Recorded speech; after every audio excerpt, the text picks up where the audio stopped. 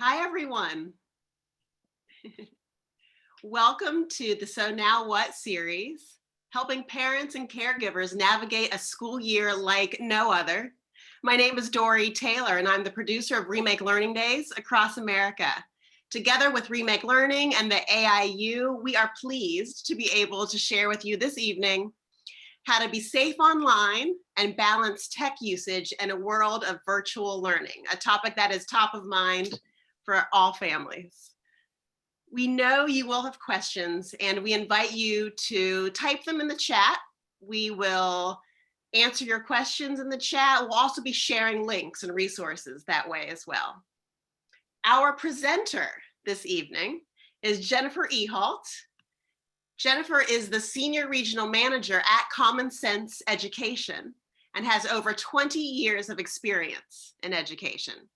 She continues to partner with state-level organizations, school districts, and community organizations across the nation to help integrate common sense education resources. Jennifer provides educational leadership through consultation with school districts, professional development, and conference presentations. And Jennifer has a Bachelor of Science in Elementary Education and a Master of Education in Educational Leadership. We are so pleased to have Jennifer Ehalt with us from Common Sense. Jennifer, take it away. Hi, Dory. Thank you. It's a pleasure to be here. I know we have, let me see here, lots of anxious parents this evening to find out, what can we be doing to make this better, right? So let's get started. And I also want to introduce my colleague. Sue, don't feel obligated to turn on your camera, but Sue Thoughts. You might see her popping into the chat. She is also from Common Sense Media, and she's just there to support us and share all of the resources as links in the chat as we, discuss along the way. So feel free to grab those links out of the chat, open them up, bookmark them. And if you happen to miss any of those that are being shared, they're all in one place at the very end of the session. So if you want to just sit back and relax, that's good. But if you also like to kind of be engaged, feel free to monitor that chat and ask the questions. So welcome to everybody who's taken some time out to come tonight. So we all know as the home becomes a place for school, the home connection has never been more essential, right? So we are all, grappling with the idea of distance learning, hybrid learning, in-person learning. I think we all have different situations depending on where we are.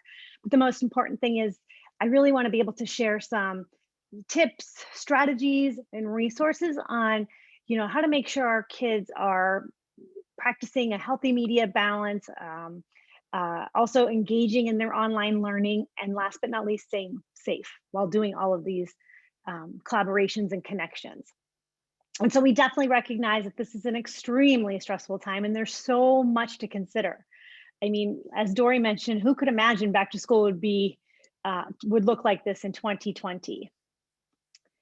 So again, we're going to talk about strategies for online learning, media balance, and online safety. So let's get started with learning, right? No matter how we're learning right now, there's a part of the learning that we are thinking about that is a lot of screen time and a very different way of learning for kids that aren't used to doing this. They've never done it before. So the first thing I wanted to talk about was creating a space in your house, anywhere, but a space that's consistent and comfortable and allows for the energy of learning to happen, right? I think making a space ties into routine. And so we want to make sure that the most important thing we're doing for our kids right now is establishing a routine. And I know that that's not easier said than done.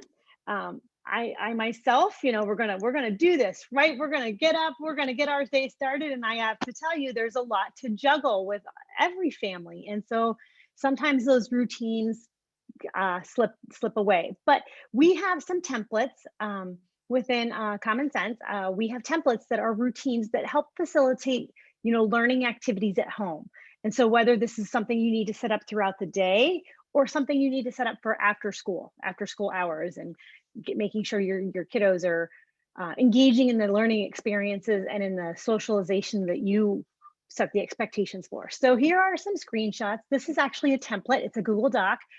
So you can go ahead and make a copy and you can customize it to fit your family needs. So this might be something you work with as a family for after school activities, or I've been sharing this with a lot of educators. So even sharing this with one of your classroom, teachers, this is a great way to think about, okay, what should we be focusing on during the mornings, and take any notes. And then what should I be talking to my child about at certain points of the day or after certain, class meetings, and so on. And then you can also see there's an afternoon and then there's a reflection piece. So I think this is also a really nice way to establish and support your child's teacher and keeping those communications going. So this is a really great way to just start off, what do routines, look like? How do we want them to be in our home? The next one is review expectations. And this is our family media agreement. This is again in our Common Sense Media parent resource section. And when we talk about family media agreements, it's a big term, but what we're really talking about is setting expectations, setting boundaries for what we want screen time to look like in our home. We know now more than ever that media balance and how much time should my kid be on screens has gone out the window very quickly, right? We're all surviving right now. We are, incorporating screen time throughout our day like we never expected to. And so this is just really breaking it down for you and your family to keep everybody on the same page. And you'll notice the different areas of the family media agreement that you can talk about. So, it starts with just the device itself, right? So I take care of it, where we store it. There's a safety piece, the second button, the second area there is staying safe. So really having important conversations about family passwords, sharing family photos, different accounts logging in on different devices. And so making sure your kids understand at any age how important it is to keep, family passwords and privacy private. And then thinking first, that very last one is just really talking about empathy and setting up, how you as a family expect your children to represent themselves and your family online, right? Making sure things that they're posting are true and kind and, screenshots and not partaking in, things that aren't going to make people feel good. And then the second page, you'll see it's staying balanced, so setting limits. I see a lot of templates out there where it's just, is your homework done? Did you clean your room? So thinking about all these different activities they can do. And then when all of those things are complete, they can go on and have some screen time. Because I think now too, we'll get to this in a second, but socialization is really important right now. And sometimes screen time is the only outlet for that at this point. Communicate openly, and then in exchange, at the bottom, you can see everybody signs off on this agreement. So this is a really great way. You can customize it, you can tweak it to fit whatever your situation is at home, but this is something that I think is a really nice stepping stone and starting point for bringing everyone together and getting on the same page around media. The second one is, so as a family, you can talk about media balance, but from kid to kid, that looks a little different, especially from age levels and grade levels, right? And so the digital learning pledge is something that came out of our Common Sense curriculum. So the elementary curriculum, but it's also showcased in the middle and high school as well. And this pledge is just really talking about what is a good digital citizen and what will I do to represent a good digital citizen. I have the opportunity to connect with my friends, my teacher. I'm learning, I'm collaborating, I'm creating. And so what does that all mean? And how do I do it responsibly, safely, and ethically? And so again, you can see where you can go through this. Again, this is a Google slide template. And what I mean by template is you can make a copy of it and customize it and create it to fit your needs. And so it's really just about a personal expectation for your child, each child.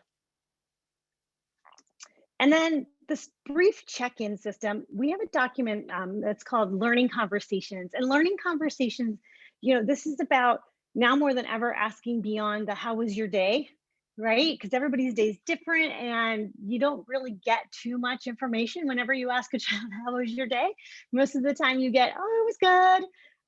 So right now we're not quite sure where the learning and how the learning is taking place because it's also very new. So this learning conversation document is a really nice way, again, to support your child's teacher and build that relationship. And so using this discussion guide to check in about what your child should be, you know, consuming and learning, and, what to say to your child. And so working with your child's teacher, talk about your the weekly goals, the monthly goals, and to insert them into this conversation, for the, at dinner. And then you can also think about what you should be listening for. And maybe if they haven't mentioned something, why they didn't mention it and what you heard. And it's just a nice way to communicate back and forth with your classroom teacher. Um, excuse me, in understanding what's happening with your child's learning. And then one of the big things we want to talk about is taking movement breaks, or brain breaks is what we say. And we know that some of these school days are really long for kids, and they're on screens, they're on their learning platform for hours at a time, and it can be very it can really cause fatigue. And so taking movements and brain breaks and getting your kids up and out is, again, easier said than done, right? And so when you say, let's move, going outside and getting some fresh air is obviously what I've been saying a lot. But I wanted to introduce you to a couple of activities out of our newest resource. If you go to wideopenschool.org, we have showcased a ton of activities, both online and offline, to help with learning experiences at home. And so I just wanted to take a screenshot of what this might look like. So, offline activities, there's an idea here for a DIY putt-putt, golf in your home or outside. And then there's also wrap around the world, where you can use a basketball and see how many times you can pass it around your waist without touching your body. So again, I wanted to highlight these things because I think they're really easy, low hanging fruit that you can just go to Wide Open School, click on that you need a movement activity, and it brings you to a list of these types of things. And you'll notice too, we've curated all kinds of high quality learning experiences from all of our partners. And so Go Noodle is one of them. If you're not familiar, that's a really cool one where you can play mini videos and get kids moving. Really popular in a lot of classrooms at the elementary and lower middle school levels. So that's just one idea. And then this is another screenshot. You can see Active for Life is another big partner, Fit Kids. So again, you can go, these are really great. They're free. There's no login, there's no subscriptions. You really can just click right to Active Life, and it'll take you right to the activities, which I think as parents, we all need something quick and easy. And these are really easy to incorporate into your daily routine. Or just some part of your day. Hey, at this time, we're always going to go here and find a brain break or find a physical activity to do. So that just, I wanted to share that with you because I think, we're all craving activities for kids. So I invite you right now, if you want to check out, open another tab, go to wideopenschool.org, and there's all kinds of different learning experiences from not only the movement, but there's also DIY art and music activities, and there's also activities just built around content areas. So if your child really loves science, or your child really loves math, or traveling, or virtual field trips, all of those types of learning experiences are included in this hub for learning. And so trusted source for you to check out. And so when we're talking about media balance, it's really not about the screen time, but it's about how they're using it. So, quality over quantity at this point, because we're all finding ways to keep our kids learning and, posting assignments and staying on track for school. But, we have to give ourselves some grace, because when we can take the time to find really high quality learning experiences, it's okay at the end of the day, because we know they've engaged, they communicated, they created, they collaborated, they socialized with their friends. And so it's okay to have some of those screen time hours build up based on what they're doing. And so if you have, I wanted to point out, make sure you all know that Common Sense rates and reviews apps, games, books, movies, and websites. And so if you're looking to find really good, high quality content, coming through the devices in your home or your family television, this is a really great place to stop and check out some of them. So again, I invite you to go ahead and go to commonsense.org. And when you go there, you'll see a little search button, and just happen to put in, something that your kids have been watching, or if it was an app, what they're playing, a video game. You can go there, and we'll let you know the age potential that the content is appropriate for. And so, if it's appropriate for an 8-year-old or a 10-year-old, and we also let you know what the learning potential is. And so the quality of the actual media, coming through, how it was built, how it was designed, whether or not there's, you know, consumerism, things like that. And so you can take a look. I did a screenshot here because I wanted to point out to you that we not only do, where you can just search for the movie or the book or the app, but we do best of lists, and that's where we curate the best of. So best movies for kids, best books, best music. We also break it down into like best social and emotional television shows. And so right now, I think we're all scrambling to find the good stuff. And so we hope that by going to commonsensemedia.org, you can just quickly type in something that interests you or you're concerned about. And it really is a nice way of offering advice for families. And so it's unbiased ratings and reviews so that, you can kind of take what you read and make the best decision for your family. And so again, I invite you to go to commonsense.org, check out that favorite TV show your child's into right now, or that favorite video game, or, I know we rate and review a lot of Netflix originals. And so it's a great place there too, to kind of gather what the latest and greatest is out there. And so when we set the foundation up, okay, right, we set it up, we talked about some tips and strategies around distance learning, how to set the stage, build routines, set expectations. We've talked about high quality websites. And even though we as parents put all of this stuff into place, it's still, we want to be proactive, obviously, with everything we did. But sometimes, even with everything in place, we still have to address online safety and address cyberbullying, digital drama, and hate speech out there. And again, depending on the age of your child, I think all of these, they will be exposed to, or they'll experience it at one point or another. And we just want to make sure that you have the tips and advice and strategies in place to be proactive about it. And so with that being said, what should I do if my child is bullied online? First of all, you want to make sure that you can reassure your child that you love and support him or her, and it's not their fault. Stepping away from the computer, taking a break. If you can identify the bullying, consider talking to the parent, contacting the kid's school, and because if it's happening online, it's possible that it's happening offline as well. And then just making sure at the end, empower your kid with specific steps that he or she can take in order to combat this. And so what those steps might look like, signing off of your computer, don't respond or retaliate, blocking the bully, any type of app or website or social media platform.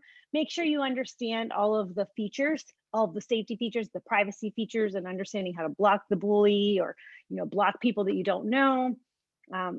Taking screenshots or printing out the messages are always helpful. Talk to a friend, and obviously tell a trusted adult if it transpires into something that they feel like they're not empowered enough to handle. So just wanted to I don't want to go too deep into the bullying, but I just wanted to make sure you had some back pocket, high level thinking around, what to look for. I've included a couple of different we do lots of articles too. So a lot of different articles around cyberbullying and what are some of the red flags? What are some social media flags? And so you'll have to, I think Sue might be sharing a couple of those. And I think a lot of this right now ties into, our kids' social emotional well-being and their mental health, right? I wanted to make sure I brought up some of that as well, because it all ties together. Because we know right now the only way that they're socializing with their friends, in most cases, is through online social chats, right? Communicating through chats and Zooms and whatever platform they're using to connect. And we want them to. It's important for them to feel like they're a part of the community and a part of their friend groups. And so with all of this connection, we just want to make sure we have a good handle on our child's mental health. And I also included a bunch of resources there around, this happens to be apps to help with mental health. So I did a list here just to kind of show you some apps for ages 5 to 7. Calm is very popular. I've used that a couple of times. I have it and it's really great. And then I wanted to give you some older kids, 10 to 12. Here's a list. And then if you go to our site, you can also see teens and beyond. And so it's for the older kids. But, this is just one snapshot of the different reviews we have for, mental health and bullying. So we have apps that can help with this. We have books that you can inspire or empower your kiddos to read, or you can read to your kids. So it's really about, self-esteem and things like that. And we have movies to watch that encourage this type of good behavior. So the best of lists cover a lot of the mental health, and we just want to make sure that the kids understand they have a place to go. And so I just wanted to go back here. Does anybody have any questions? Let's pause for a second here. Do we have any questions coming in? So far, we haven't had many questions. I'm just putting all the links to the various resources that you're sharing in the chat, and we have been assured that they will be sent in a follow-up email with the PowerPoint.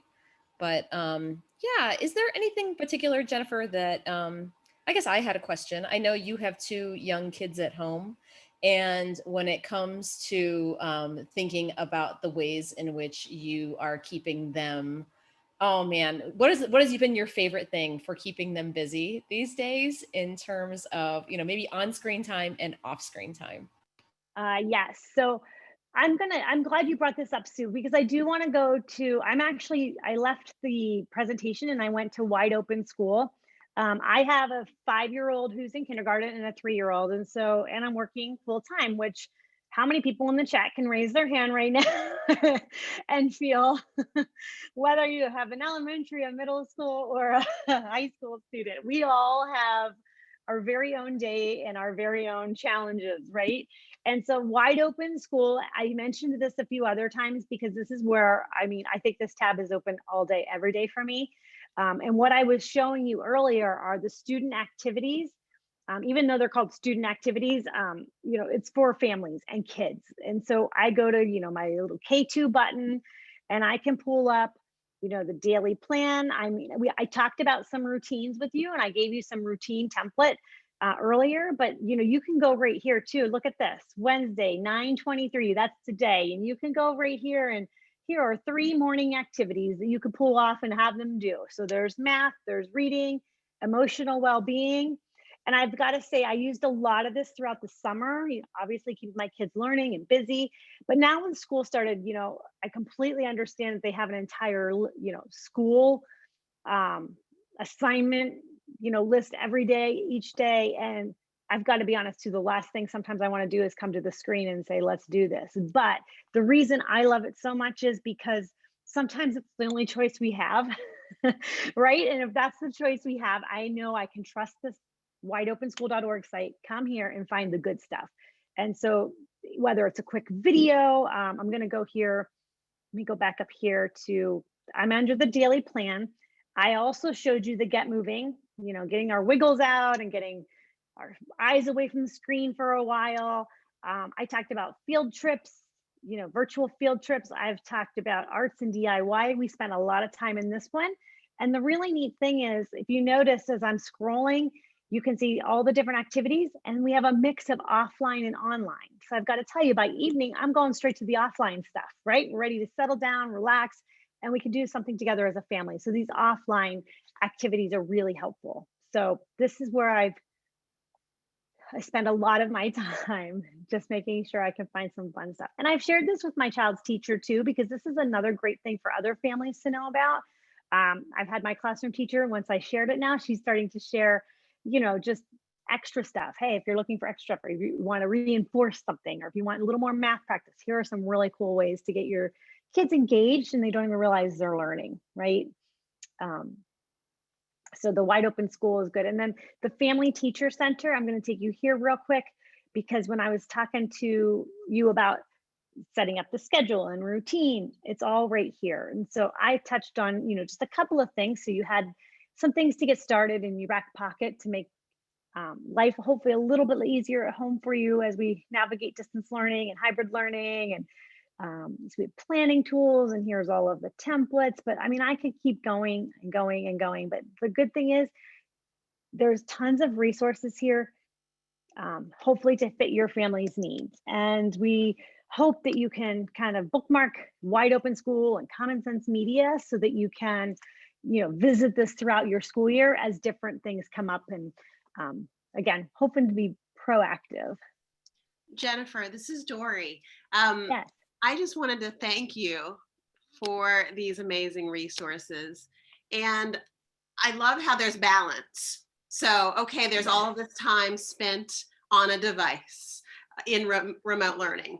Okay, now let's print out some paper. Let's actually have paper or pencil and work, in a different way. Exactly. You've been inside at your desk. Let's get outside and be in nature. So it's just kind of about, would you say it's about balance? And It really is. And you've got to give yourself grace. Prior to all of this, with a 5-year-old and a 3-year-old, they may have got an hour of a day, okay, let's sit down and watch Daniel Tiger together. And or whatever it was. But I've got to tell you, in the beginning of this, throughout summer, and it's picking back up again, we're all surviving, Oh, you just watched 4 episodes of Daniel Tiger? Wonderful. Okay, and like you don't, but I've got to I give myself grace. You all as caretakers have to give yourself grace, and it's about the quality of it, right? There's lots of stuff out there that you could probably cringe and say, oh no. But when I say, oh, this is your 4th Daniel Tiger episode, oh, you really do feel like, what, that's actually okay because I need to get this done. Or and so it does go back to balance. Sort of has a new definition now. Sure. 6 months later, now balance is like the quality and using your screen time for school and what needs to happen. And by the end of the day, if you do feel like it was too much, you can go into offline activities and back to old school coloring and block building and old school journal writing and charades. Absolutely, getting the body moving. But even as the seasons change too, Jennifer, we're going into fall, and you know what that means. We're going into winter. So, Common Sense has a wealth of resources.